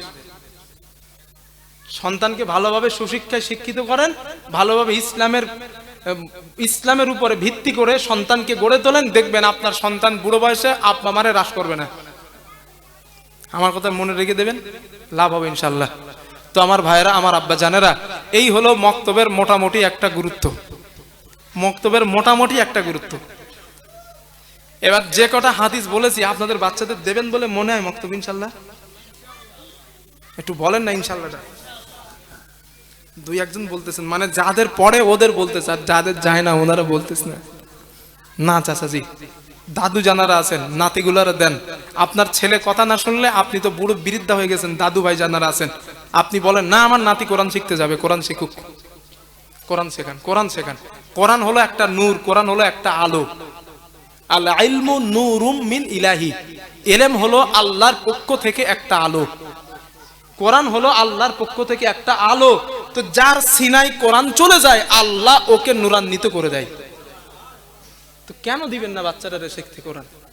হাসরের দিন নবী কি বলে জানেন? আল্লাহর আরেকটা হাদিস শুনেন, ক্বালা রাসূলুল্লাহ সাল্লাল্লাহু আলাইহি ওয়াসাল্লাম, নবীজি বলেন, আল কোরআনু শাফিউম মুশাফফা, কোরআন এমন সুপারিশকারী যার সুপারিশ হাসরের ময়দানে কবুল করা হবে। ওমান জাআলাহু আমামা, আর যে কোরআন অনুযায়ী জীবন পরিচালনা করে, রাষ্ট্র জীবন, সামাজিক জীবন, পারিবারিক জীবন, আন্তর্জাতিক জীবন, অর্থনৈতিক জীবন এবং ব্যক্তিগত জীবন, প্রত্যেকটা মানুষের জীবনে 6টা দিক থাকে। এই 6টা দিক যে কোরআন অনুযায়ী পরিচালনা করে, নবী বলেন কদাহু ইলাল জান্নাহ, কোরআন টানতে টানতে টানতে ওকে জান্নাতে নিয়ে যাবে। আর কোরআন কেমন কিতাব? কোরআন সুপারিশ করবে, আল্লাহর কাছে অনুমতি লাগবে না, অনুমতি ছাড়াই সুপারিশ করবে। কিন্তু মুহাম্মদ সাল্লাল্লাহু আলাইহি ওয়াসাল্লাম সুপারিশ করতে চাইলে আল্লাহর কাছে অনুমতি নেওয়া লাগবে। এই হাদিসটা বুখারীতে আছে, হাদিসটা খুব লম্বা, হাদিসটা অনেক বড় হাদিস। এই হাদিসটা বুখারীতে আছে, নবী সুপারিশের অনুমতি পাবে, কিন্তু পাওয়ার আগে আল্লাহর কাছে অনুমতি নেওয়া লাগবে। কথা বুঝতেছেন না? কিন্তু কোরআন এমন কিতাব, আল্লাহর কাছে অনুমতি নেবে না, ডাইরেক্ট সুপারিশ করবে বান্দার জন্য। আল্লাহ যেন আমাদের ওই কোরআনগুলো বোঝার এবং আমল করার তৌফিক দান করেন। সকলে বলেন আল্লাহুম্মা আমিন। আচ্ছা ভাইরা, যে কটা কথা বললাম ওঠেন, একটু নবীর শানে একটু সালাত ওয়াস সালাম পড়ে নেই সবাই, একটু ওঠেন।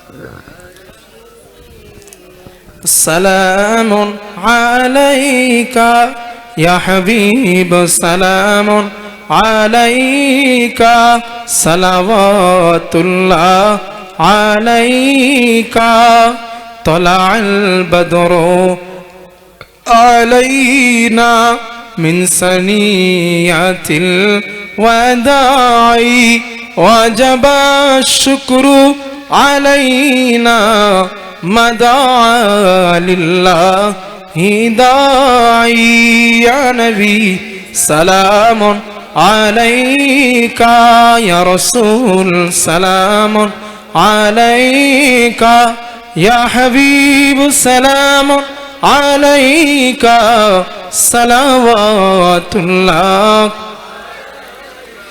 জিবরাইল দিলেন যে আওয়াজ, খুলে দাও আসমানের দোয়ার, এসেছেন নবীদের সারদার, করিবেন আল্লাহ রদিদার ইয়া নবী সালামুন আলাইকা ইয়া রাসূল সালামুন আলাইকা ইয়া হাবিব সালামুন আলাইকা সালাওয়াতুল্লাহ।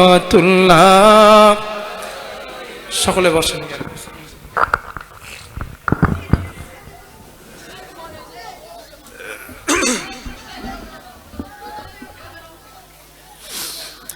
দরুদ শরীফ পড়েন। আল্লাহুম্মা সাল্লি আলা সাইয়্যিদিনা মাওলানা মুহাম্মদ ওয়া আলা আলি সাইয়্যিদিনা মাওলানা মুহাম্মদ। আল্লাহুম্মা আমিন। ربنا ظلمنا أنفسنا وإن لم تغفر لنا وترحمنا لنكونن من الخاسرين. ربنا آتنا في الدنيا حسنة وفي الآخرة حسنة وقنا عذاب النار.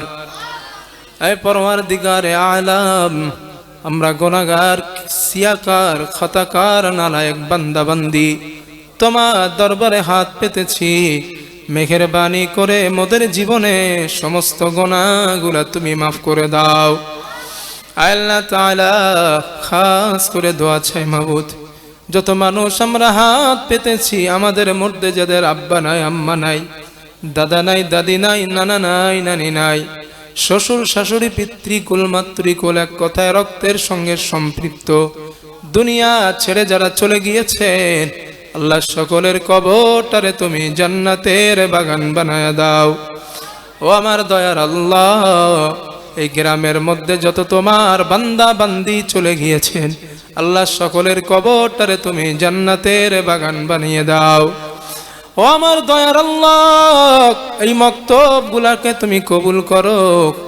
মক্তবের মধ্যে কোরআন শিখতে যাওয়ার যেই মন মানসিকতা, এটা আমাদের মধ্যে তুমি জাগ্রত করে দাও। আল্লাহ তাআলা এই মাহফিলে যারা শ্রম দিলেন, অর্থ দিলেন, টাকা দিলেন, সময় দিলেন, আল্লাহ সবাই রে তুমি কবুল করো, মঞ্জুর করো। হাসরের দিন এই মাহফিলকে আমাদের সকলের জন্য নাজাতের জরিয়া তুমি বানিয়ে দিও আল্লাহ। আল্লাহ তাআলা আমাদের মধ্যে যারা অসুস্থ তুমি সুস্থ করে দাও, ঋণগ্রস্ত যারা ঋণকে পরিশোধ করবার মতো তৌফিক দাও। কন্যা দায়ে ভুক্তভোগী যারা কন্যাকে সৎ পাত্রস্থ করবার মতো তৌফিক দিয়ে দাও। ربنا تقبل منا إنك أنت السميع العليم وتب علينا إنك أنت التواب الرحيم. سبحان ربك رب العزة عما يصفون والسلام على المرسلين والحمد لله رب العالمين. بحق لا إله إلا الله মুহাম্মাদুর রাসূলুল্লাহ। আসসালামু আলাইকুম ওয়া রাহমাতুল্লাহি ওয়া বারাকাতুহু।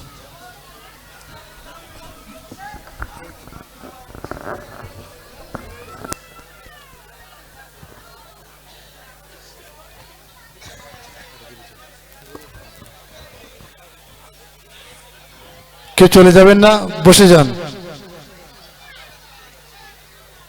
কেউ চলে যাবেন না, বসে যান।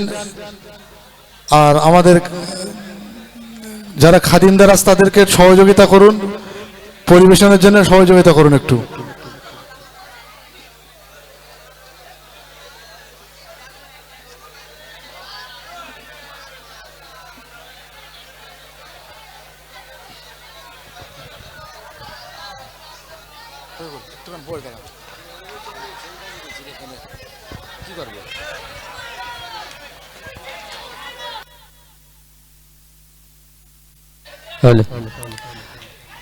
আচ্ছা, আমরা যারা লাইন দিয়ে বসছি আমরা একটু আস্তে আস্তে লাইনটা দিই। আর যারা খাওয়া দাওয়া পরিচালনা করছি, ভাই আপনারা সুস্থভাবে করুন। এটা একটা কোরআনের মাহফিল, তো সবকিছু সুন্দরভাবে হওয়াটা উচিত। আপনারা একটু সাইলেন্টলি মুডে আস্তে আস্তে, একদম কোরআনের অনুষ্ঠানে যেভাবে মেহমানদারি হয়, কোরআনের অনুষ্ঠানে যেভাবে মেহমানদারি হয়, খাদিমদার থেকে শুরু করে খানেওয়ালা পর্যন্ত সকলে আপনারা শান্ত হয়ে বসুন, লাইনটা ঠিক করুন।